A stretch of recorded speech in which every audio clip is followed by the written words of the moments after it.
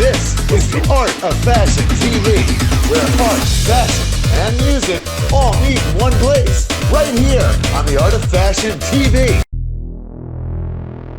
I got a call from the FBI this morning. George Schaefer was murdered in his home last night. Schaefer was working on something so big, he kept us all in the dark.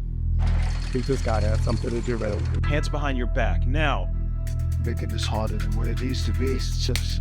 The president's nominee for the Office of National Drug Control Policy, James Marks. I tried everything in my power to stop the hearing alone. You tried your way. I want to do mine. Do you have any remorse for the people you killed? Let me see my DEA friend. What do you really know about Miller? That he took everything from me. How do you think I feel? Go home. It's over. Don't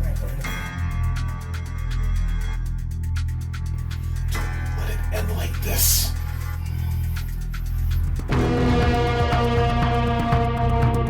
We need to get Agent Miller into custody with as little noise as possible.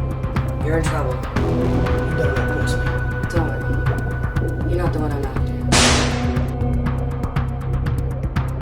Mark's never came to life before. This is as important to me as it is to all of you. I'll leave. You sure you want to do this? No, and I mean nobody is going home until he does. When they find you, you're gonna be in a world of hurt. These people are gonna bury us. So I'll take the coward's way out. I'll trade everything for one moment with my wife, and there's no going back.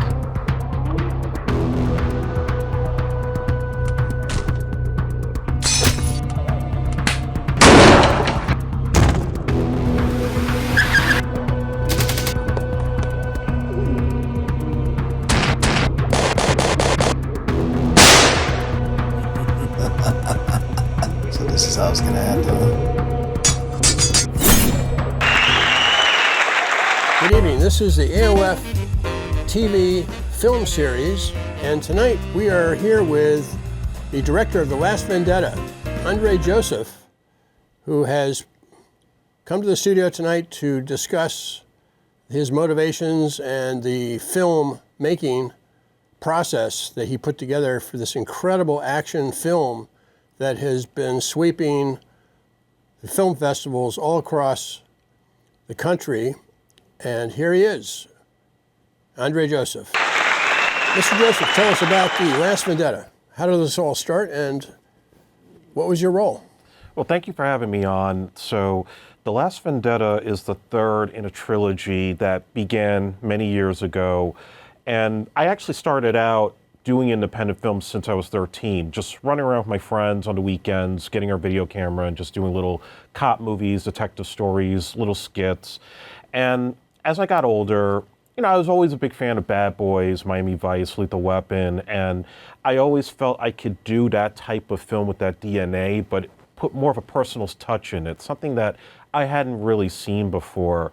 And so me and my friend Chris Carula had come up with this idea of a DEA agent who has this very checkered kind of past, and his partner never knew about what went down. In this case, it's the death of his wife at the hands of a drug dealer, and then getting revenge on this drug dealer without anybody knowing that he had a hand in the assassination. So that was what Dishonorable Vendetta was, our first film.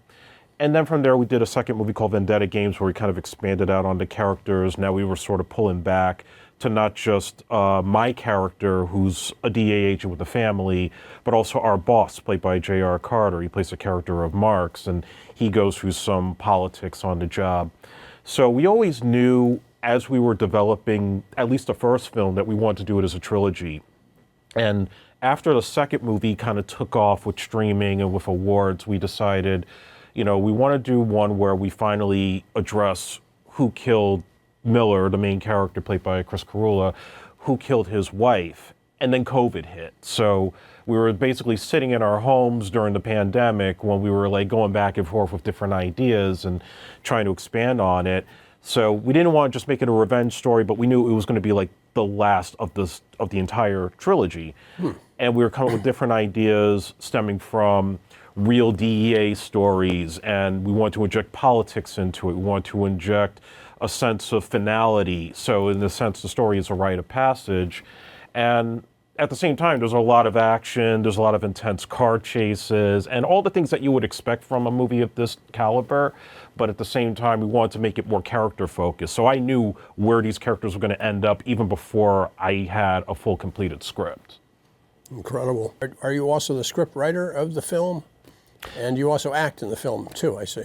Yeah, I originated the story with the first film, Dishonorable Vendetta, and wrote the sequel on my own as well. But this one actually was the first time I shared the screenwriting credit with Chris, because he had ideas for a number of different scenes, such as like our intro in the film, we're in a classroom and one of the kids, as we're doing like this college lecture, starts to kind of give us some nonsense, and he basically shuts him down right away. So Chris wrote all of that. I just kind of added, edited here and there, and that was our process. We would go back and forth with pages, and anything that felt inauthentic, he would call it upon or call it out, and I would try to make the adjustments from there while maintaining the essence and the flow of the story. But otherwise, yeah, I was directing, I was acting in the film, and I made sure when I scheduled it that it was scheduled in a way where I knew if there were days where I was going to have to do both, then I had a really good assistant director, Albert Albanese, who was there to always watch my back. My cinematographer, Demetrios, had a monitor, so I could always play back the performance and see what I needed to adjust. And then also on the days where I just directed, like this scene where JR's character is in a congressional hearing, those were some of the most fun days, because I got to like direct all these guys like I'm watching a C-SPAN broadcast, and that was where I kind of like really sunk my teeth into everybody and really getting the kind of shots to really make it what would normally be like a boring dialogue heavy scene, make it as, you know, acting wise intense as watching like a boxing match. The way that I wrote the script, I was always mindful of the story beats. So if I felt maybe we were going a little bit too long with the dialogue heavy stuff, then I tried to cut it quick with something as intense as, say, our character getting captured, our bosses get captured by JR's character, and having to have scenes of him being tortured by the villains, Katrina, as well as Mako, and our other actor, Malibu Slim, the villains having to do stuff. So we actually had this essence of time that was going on, which wasn't in the script. We just paced it as we went, because we realized, like, you know, you could have the back and forth between me and Chris, or scenes where we're trying to develop something that's going on in the background as JR's character goes missing, but we always want to make sure that you never got bored watching it, and anytime the scenes came up, something compelling was happening, no matter how subtle it was, or, you know, even just intense in terms of the performances. I see. Well, we have a clip right here of the film that I'd like to show the audience. Perhaps you can tell us what clip we're about to watch, and maybe set it up a little bit for us? Yeah, so this is a scene where we just captured the central villain of the movie, Jeremiah, played by the legendary Mako-san. He just surrendered himself to the FBI, and I kind of played a part in having him brought in. My partner doesn't know about it, so I'm about to interrogate him, and he kind of turns the tables a bit.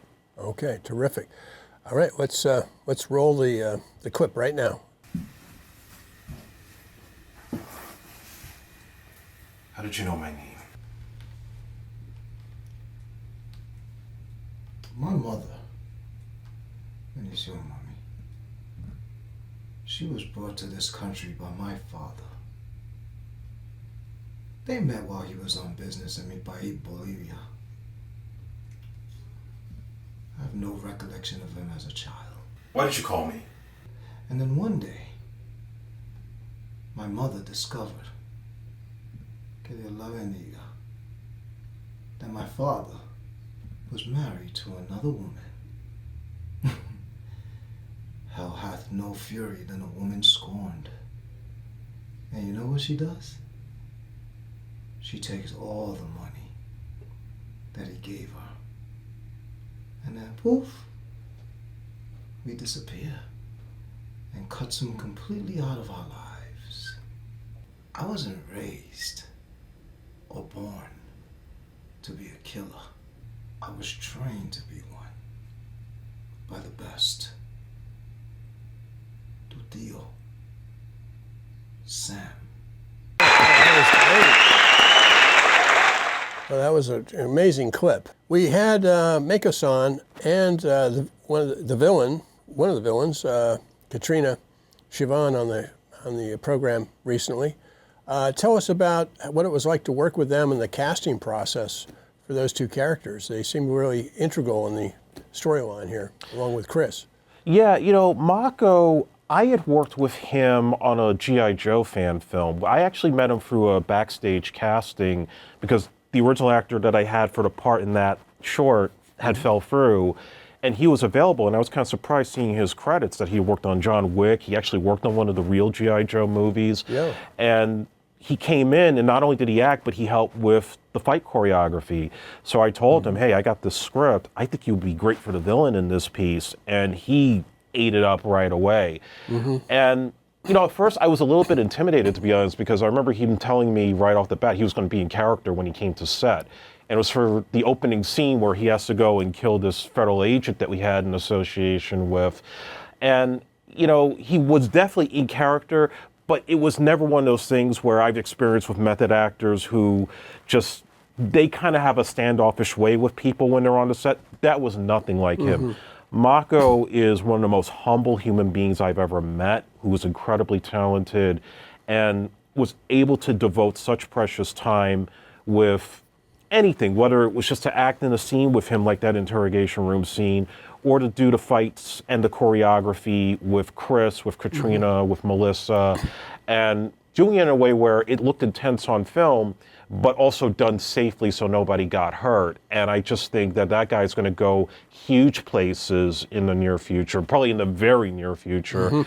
And Katrina also was somebody that we kind of ran in the same circles, and I didn't realize it for the longest time. And she reached out to me on Instagram one day. She's like, hey, I want to work with you on something. And, I didn't have any female villains in this film originally, the way that I had it written out. But I said, if this is the last movie, the one thing I never did in this whole series was have a girl-on-girl fight. And so I said, okay, we got this one henchman. I could probably gender swap it and give her this big fight scene with the leading lady in the film. And so I said, okay, I see this look. I see like the Ronda Rousey thing going on. That would probably play very well here and something different for us with this trilogy.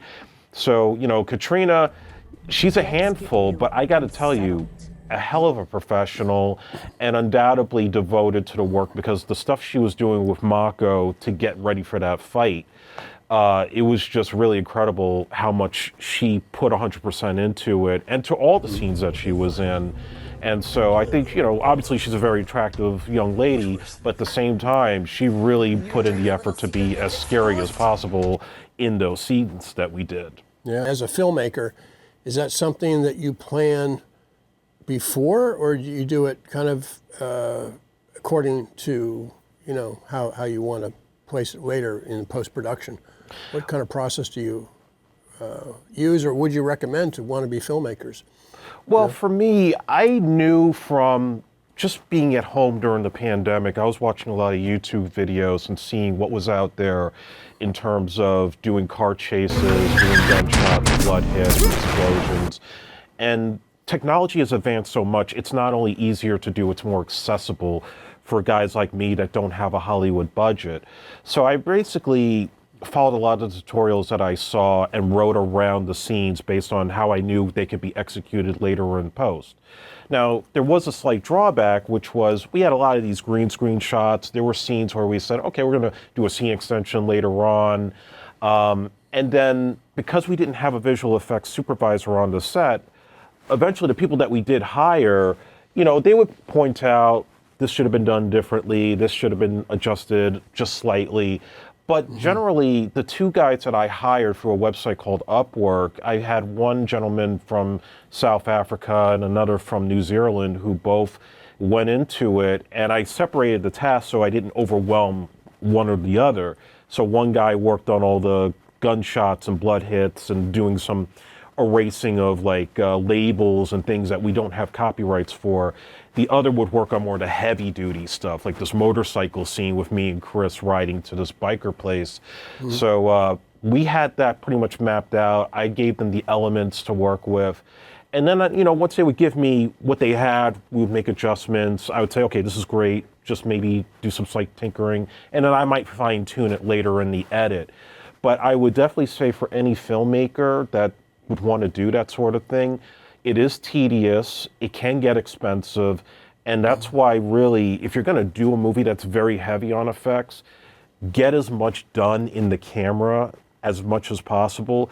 And it'll save you a lot of money in the long run, because something like, let's say, a doll that doesn't belong to you, that's in a shot, you're like, oh yeah, we'll release that later. That costs money to get rid of shot by shot and tedious to edit. So if you could just like maybe push that thing aside, you could save a couple $100 on those pieces of footage. Mm-hmm. Now, when you're making an independent film, do you find, is it, when you get on the set, is it a one-take type of deal, or do you have more latitude in some cases? Because I hear a lot of filmmakers, they're, it's to save money, they can't get it, sometimes they have to do things without permits. They have to sort of like gun and run type of shots. How was it like on this film? Did you find the sets to be, impromptu, or was it, all done, pretty much by the book? Well, that was the beauty of what we were doing. So the way that I wrote the script, I already knew what the locations were going to be, or I researched through websites like Peerspace to see, okay, I have a hospital scene, where are there places that have hospital sound stages? And then I found one that was in Brooklyn for a price that I could afford with my budget. And we were able to just get the scene done without any issues. Like, we made sure we had our insurance. Any place where we needed permits, we made sure we got that in advance. We had a really great armorer on the set. Mm-hmm. So when it came to something like the prop guns, which most of the time were done in private residences and locations, we never used blanks ever on the set. The only we ever used were like CO2 cartridge BB guns that had no BBs in them, just the air, just to get that out and have the sound effects, so that way it was inserted later in the edit. And I know there were actors, especially because of certain circumstances, that were nervous about that, but my armorer, Chris's dad, actually, he made sure he was on the set, he checked every piece of prop gun, and that put everybody at ease. And, for the most part, when it came to doing takes, I take the Clint Eastwood approach of once you got it, and you move on. Yeah. And I only do multiple if it's, say, like some of the action scenes, or perhaps, maybe an actor wants to get more out of the performance. And I'm like, okay, I'll give you an extra one or two just until you feel like you got it. But sometimes, you might be tight on time and you got to run and gun it. Yeah. But I am always conscious of putting the safety first before anything else. I see. Yeah. Well, the film definitely has great, great following, from what I understand. Now, what has it been like to have the film distributed on major platforms like Tubi and so forth, the streaming platforms? It's still such a surreal experience for me to, 10 years ago, 20 years ago, I didn't have a movie that was out anywhere. Festivals were hard to get into. I was still learning, coming straight out of college. And to see my films now on platforms like Tubi and Amazon, where anybody in the world can find them. I mean, especially with the second movie, we've had people from Puerto Rico, from Scotland, from England that have actually reached out to us and really enjoyed what we did. Even people in the industry that just out of nowhere, oh, we'd like to do some artwork for you. And it's like, oh my God, I'm a fan of your work. This is amazing. So I'm always blessed to see that. And particularly with this movie now, to see it get out there. It's on Verizon Fios, which I watch all the time on demand, and just to see that have a thing on Rotten Tomatoes, whether people like the movie or not, it really does feel like, hey, we're doing something legit here. We're cutting ourselves past the people that just do it as a hobby. For us, it's a dream, it's fun. but it's also, for me, this is my passion. And I'm trying to put that passion out to the world and be able to tell stories that I feel Hollywood isn't doing enough of now, because everything is just an IP. What about those original films that defined the decade? Not necessarily having to constantly go back to the same 30, 40-year-old classic that I might love, but it's just, you're not innovating, you're not doing anything new. And that's what I'm hoping I'm trying to do on my end. I'm sure you must have some influences of films that you grew up with that perhaps influenced or inspired you to make this movie. Could you name some films, some actors, or action genre, that might apply? Oh, absolutely. My number one is Michael Mann, not just because of Miami Vice, but I love Heat. I love Thief with James Caan, and William Friedkin with The French Connection, To Live and Die in L.A. I mean, those were movies I was absolutely looking at. Yeah, I just love those movies. Yeah, for the cinematography, for the music. And that's the thing that I don't think gets enough talk, is the way that the music kind of marries into the footage. And that was always one of the things that fascinated me as a kid, was taking songs that I liked and putting them over footage that I shot. Even no matter what I was working with, I could be doing like a silly little film with my cousins, but putting some pop music or something that I really enjoy, like some jazz, and giving it some life really was something that amazed me before any of these visual effects or anything else. So definitely those movies I mentioned, and the crime genre in general, Scorsese and Richard Donner, all those guys definitely were inspirations for me. Fantastic. All my favorites. Well, and what's on the agenda coming up? Now, this is 2025 right now. We're in December, just starting out the month, and this is a 3-part trilogy series. What plans do you have now for further distribution, or where can we see the film? Will there be any festivals coming up, or additional programming on television, or? Well, as far as the festivals go, we pretty much have finished our run this year, but never say never. If our distributor, Buffalo 8, who I have to shout out to, if they decide we could play this as special events for festivals, we're absolutely open to it. Right now we have it on Amazon, Tubi, it's on the Roku channel, and it is in the US, the UK, and in Canada, and on Verizon Fios as well. It will expand out to different territories over time, and probably some other streaming platforms yet to be announced. But you can always go to my website, www.andremjoseph.com or ajepixproductions.com. There's always updates about where you can find the films, my older films. And I also have a Christmas movie coming out called Brooklyn Lights. It's a short film that I shot last year. More personal, more deeper, and very Christmas themed, but it's it's a little romantic tale. That will be up on my YouTube channel as well. So we got a lot in store. Yeah. We're going to go above and beyond as the years go by. How did you get that look and feel for the film, where it became very palpable and realistic? I think it was just essentially we knew what we had to work with in the real world realm of things, and Mako certainly played a big part with the action sequences when it came to, like, the girls fight, for example. They had weeks to rehearse every hit, every beat, and take every fall without ever getting hurt or scraping each other. And that was very effective. Lots of rehearsal. Yeah, right. Rehearsal, yeah. Whereas his fight scene with Chris, they only had one rehearsal. And, Chris had a whole thing that was mapped out in the script that they followed for the most part, but they had to make a lot of changes on the fly because they didn't have a lot of time. So, yeah, there were definitely, I never sat down in any of the rehearsals that they had. I basically was like, it just surprised me when you get on the set, we'll have 2 cameras ready to go. And once they went at it, it was like watching one of these stunt shows at Universal Studios. I was like, oh my God, they're flipping over each other, they're grappling.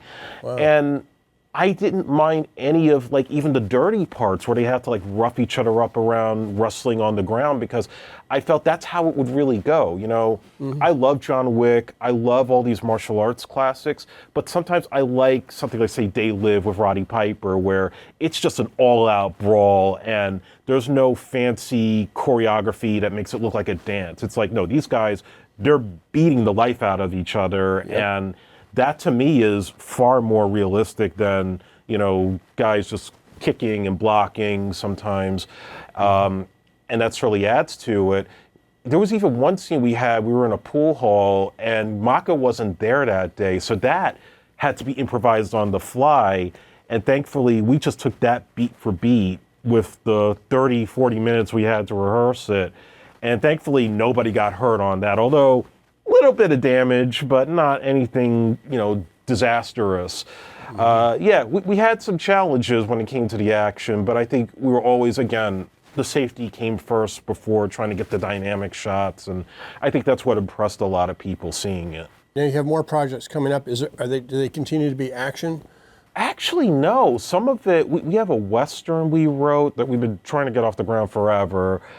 We have a film noir script that's set in like the 1940s Hollywood. And there's a way we're going to be able to do that is actually pretty exciting. And then we have a wrestling script we're also working on. So it's not just like, hey, we're going to constantly be playing partners. We have things that are in different genres, and some of it we're not even going to act in, probably just kind of take the back seat, let some real actors kind of like go in the front of the camera.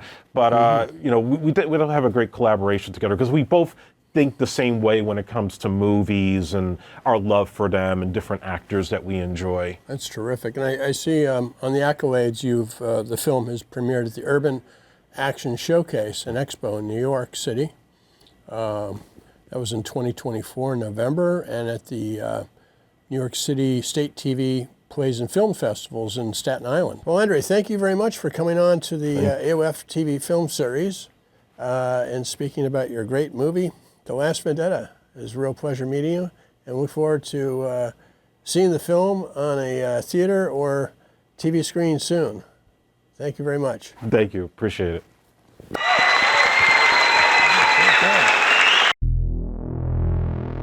I got a call from the FBI this morning. George Schaefer was murdered in his home last night. Schaefer was working on something so big, he kept us all in the dark. I think this guy has something to do with it. Hands behind your back, now. Making this harder than what it needs to be. It's just... The president's nominee for the Office of National Drug Control Policy, James Marks. I tried everything in my power to stop the hearing alone. You've tried your way. I will do mine. Do you have any remorse for the people you killed? Let me see my DEA friend. What do you really know about Miller? That he took everything from me. How do you think I feel? Go home. It's over. So this is how it's gonna happen.